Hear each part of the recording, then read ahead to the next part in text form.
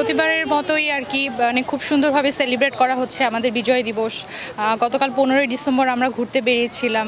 As usual যেভাবে আমরা দেখি গোটা ঢাকাকে যেভাবে আলোকসজ্জায় সজ্জিত করা হয়েছিল, এবং সবচেয়ে বড় কথা হচ্ছে আমরা বেসিক্যালি একটা প্রোগ্রামের মধ্যে আছি আমাদের বাংলাদেশের সোসাইটি অফ সার্জনসের প্রোগ্রামে। আমরা সবাই এখানে ডক্টর। তো বেসিক্যালি এই প্রোগ্রামে আমাদের পাকিস্তান, শ্রীলঙ্কা, নেপাল, দেশের বিভিন্ন জায়গা থেকে অনেক সার্জন আমাদের সাথে যোগ দিয়েছে এই প্রোগ্রামে।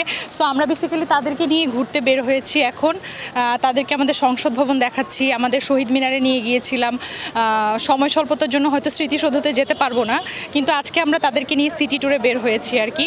তো আজকের এরকম খুব সুন্দর বাংলাদেশ দেখে তারাও অনেক খুশি এবং আমরাও দেখাতে পেরে আমরাও অনেক খুশি। না, তারা অনেক খুশি আসলে হচ্ছে মানে কেউই আসলে কিন্তু যে মানে শোষক হবে এরকম চায় না। তারাও আমাদেরকে বলেছে যে তারাও সবসময় মানে শোষকদের বিপক্ষে, তারাও আসলে শান্তি চায়। ঠিক আছে, ওনারাও এগুলো দেখে খুবই খুশি এবং ওনারাও আসলে আমাদের সাথে সহমত প্রকাশ করেছে। আজ মহান বিজয় দিবস।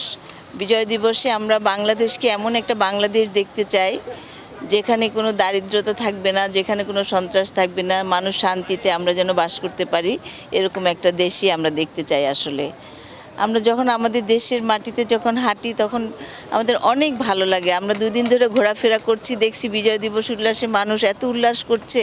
আমরা যেন সারা জীবন এই উল্লাসটা ধরে রাখতে পারি, আমরা যেন সবাই যেন একরকম হয়ে একসাথে থাকতে পারি, এটাই আমাদের কামনা।